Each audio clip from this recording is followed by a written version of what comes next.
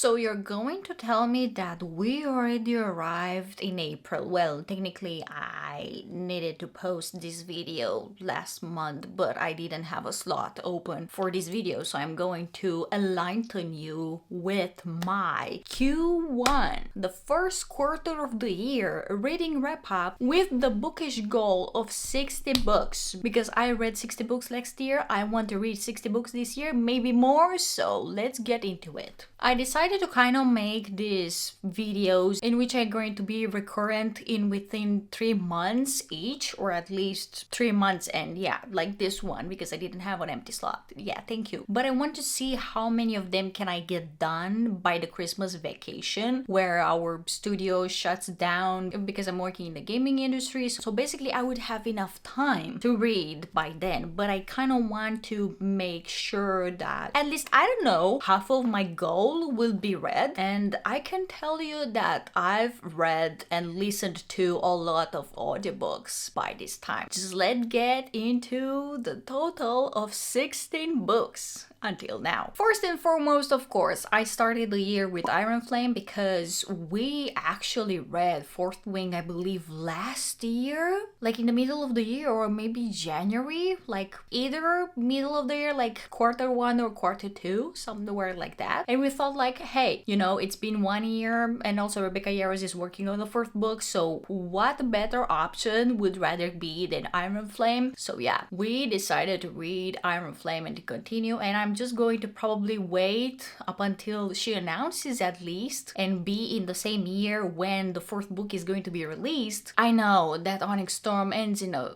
goddamn big cliffhanger, and I know about Zayden's villain era that everyone has been waiting for and like talking about all over social media. Like, it's so hard to dodge all of that. I think I'm going to stick to waiting a bit until the Onyx Storm for sure. Then I got 2 manga volumes that I read, which is the Boruto to Blue Vortex manga volumes 5 and 6, because I haven't read manga or watched anime in, I guess, 2 years and a half or something. And I was like, hey, you know what? It's been a lot of chapters that have been released because you're releasing monthly, so that's a bummer. And I was like so eager to know what was going to happen, and we had such an, I don't know, super action-packed chapters that we're like kicking in, and then at the last one I was like, oh well, that was a bad choice because now I cannot read the continuing part, so I will have to wait again. But amazing, 5 stars. We just loved it. Also, I gave 5 stars to Iron Flame, of course, because I liked Iron Flame way better than Fourth Wing, so there's that. Then we read The Assassin's Blade by Sarah J Maas, and when I'm telling you that this year is going to be Sarah J Maas's year,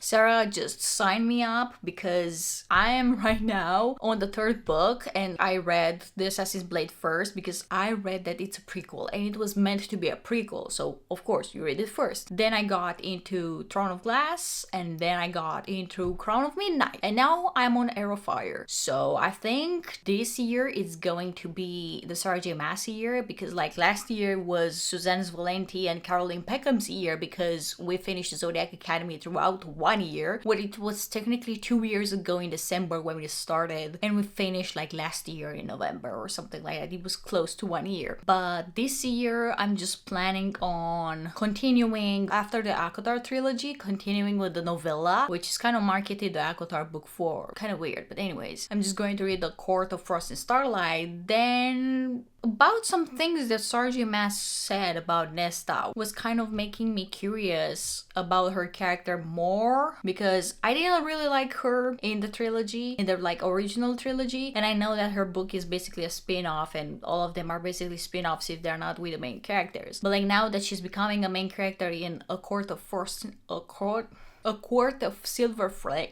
That's a mouthful. A Court of Silver Flames. Yeah, there you go. Round of applause, please. Round of applause. But now that I'm literally going into A Court of Silver Flames, I was about to butcher it again. Oh my god.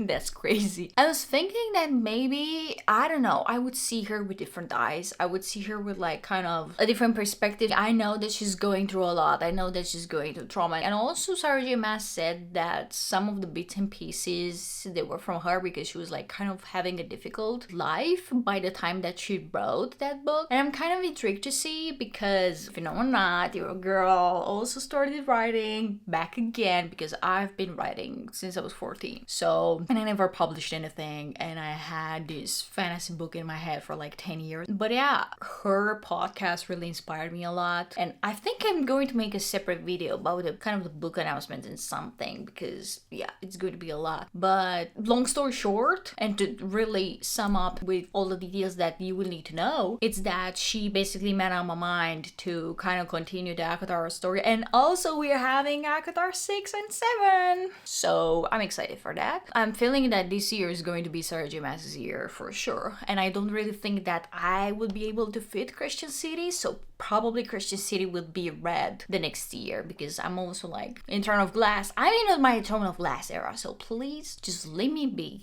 I want to savor it, right? And also don't forget to subscribe to the channel if you like my videos, if you like anything about romantasy and fantasy. This is the channel that you should subscribe to. Next, we listened to Randomized by Andy Weir. I think it's Where, I don't know. I don't know. I don't want to butcher him. He's the one that wrote The Martian and Project Hail Mary, two sci-fis that are super popular and a lot of people are reading. And I also think that The Martian was adapted to the TV. They had a TV adaptation over it. And then also Project Hail Mary is going to have sooner or later, probably this year, I believe. I don't really know. I'm not really paying attention to book to movies adaptations because they're kind of missing a lot of things. And also I was super curious and super eager to watch The Housemaid, but when I saw and heard what they did to Enzo, I was like, okay, no, I'm just not going to watch this because basically they changed his character about 90%. So yeah, I wasn't really interested. Also, Randomized was 5 stars, but the next one was a 4 stars. The Bad Date by Ellery Lloyd was a really interesting short story about someone having a bad date with someone else and they end up not really in a good way that you're going to see for yourself because I can't really talk much about it because I will be giving up details. And what can I talk about? 1 hour and 20 minutes or something of an audiobook because this is how I had time to listen to at that time. But what I wanted to tell you is that it was gripping, it was nice. Sure, it wasn't like masterpiece that you would remember, but even 3 stars isn't okay for me. But I believe I gave it like 4 or 3 stars, but it was okay, it was nice. I was really caught up in the moment. I just loved it. The next one is another audiobook from the Amazon original short stories like Randomized and Bad Date were, and it's The Summer Frost by Blake Crouch. Summer Frost was kind of weird at times, if I can call it that. Like, it was nice, it was strange. I didn't really remember after I listened about, but then some things made me remember about it, so I don't know. I just gave it 3 stars. It wasn't really that memorable. So yeah, I don't know if I'm going to recommend it or not because right now I'm just having a hard time remembering some of the details, as you can see. Then we are also having another audiobook, Best of Luck by Jason Matt. This one was from the Creature Feature collection of the Amazon short stories, and I gave it 3 books because it was confusing at times. You didn't really know who was talking to who, but you end up understanding everything. You literally end up understanding everything without spoiling anything for you. Just please go listen to that. It was like up at the same time as being super weird and yet strangely attracting you, but it was in a way that you would be like, oh, like the way it started would be like, oh, that's for sure a buzz killer. I didn't really like it. I was like, I don't know, like crickets in the background, you know. But when it got finished, I was like, wait, this was actually good. It was so weird. Then next up, I'm having The Throne of Glass by Sarah J. Maas that we just said. So yeah, these were like kind of like the in-between audiobooks that we listened while we were also reading The Assassin's Blade, and then we got to The Throne of Glass by Sarah J. Maas. Also, do I need to tell you anything about The Throne of Glass? It was a 5 star. Let's move on. Then we had The Housemaid's Secret by Frida McFadden, and this was the audiobook because I did The Housemaid also, and it was really good. I really like it. I really like Laurie Lynn Allman, like, she's amazing. She's an amazing narrator. She's like amazing doing so many voices and so many stuff. This is my lip liner, by the way. I don't know why I'm fiddling with it, but anyways. But it was so funny, especially her Long Island accent, her New York accent. There were like a bunch of accents happening at the same time, and also the Italian accent with Enzo. And they were like so funny, all of them. And the ending with the housemaid, I didn't expect that. So it was like, okay, for sure we're just going to go into the second book. And also I convinced one of my best friends to read it. Heck yes, we're just going to read it together because we kind of buddy read it. And then I had one of my most beloved cozy mystery short stories by Carly Winter. It's Oregano and Outrage, the 9th book. Hold on, before we're closing this video, because she's only recommended the 7 or 9 book series. No, wait.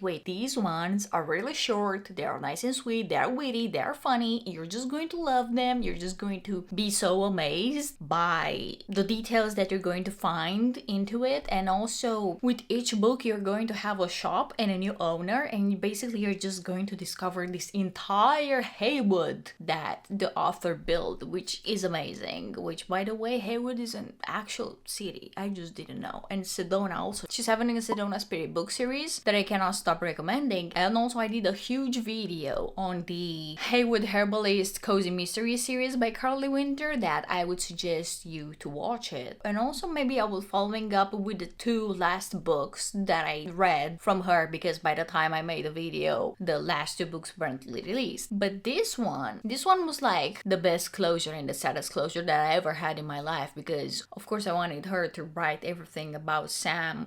I don't know, probably a million books and I wouldn't get enough of it. So 5 stars. I really enjoyed it. Oh yeah, when I'm telling you that they are short stories, I'm meaning that they are like under 300 pages short stories. What would you expect? They're really short, sometimes even under 200 pages, but they're like action packed. They are super funny. Oh my god, you're just going to love them. Then we had another audiobook going on with The Big Bad by Chandler Baker. This one was a 4-star. It was great. It was eerie. It was weird, strange. I don't know, I was doing the detective work basically every time, and then to discover that I was flabbergasted by some details and I bet on the wrong enemy. The enemy was the complete opposite of what would you expect. Okay, but kind of like both the victim and the villain kind of shared the mutual consciousness, to say the least, without giving too much up. You need to read that, especially during Halloween. Perfect for Halloween. Then we are having another audiobook. It Waits in the Woods by Josh Mellerman. This one, I didn't know how I felt about it. It was great. It had nice details. It was eerie and spooky, but at the same time, it was not really something new. I had fun. It was enticing and entertaining, but at the same time I was like, you know what, I think I already saw this format of these books already. Oh my god. Then we have an amazing audiobook. It's Valentine's Sleigh by Nevessa Allen, and it was so funny. If you don't know, Nevessa Allen is the author of Lights Out Into the Dark series, and then she got with Caught Up, and then we're going to have the last book of the trilogy, which is called Game On, and I hope at least the first one, Lights Out, was super funny, super engaging. Josh was like amazing. Then the second one was kind of like less funnier, less attraction, just only more on the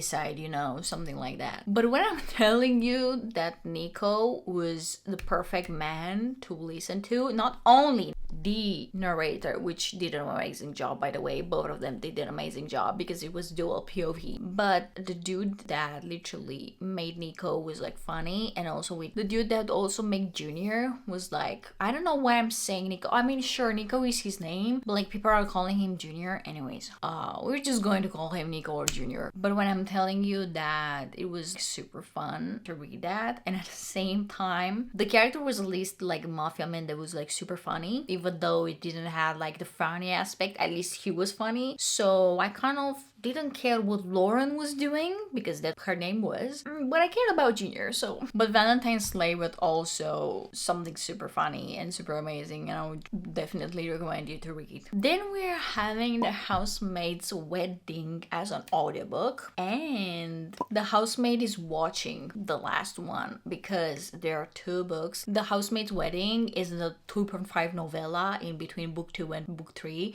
but it can also be read because it's a bonus content or something for Christmas, but it can also be read after book 3. But we were like, you know what, since there were like deals and I could have it from my Kindle Unlimited account, and then we got it much more cheaper than it was already on sale, we were like, okay, we're just going to listen to it because I prefer to really read fantasy, because sometimes the audiobooks with the fantasy, they can either be butchered, I cannot really visualize the term, and I don't really understand because, as you can see, I'm not native, or I just don't really like certain accents, and I bet a lot of people don't like my accent as well, because people have been complaining when I first started posting content, they have been complaining about my accent, but since then my accent of course changed. I don't know, I just feel like it's something really, it's entertaining, but then it turns like darker and darker with each book, and we were like, okay, we're just going to listen to it, we're just going to love it. Oh yeah, and I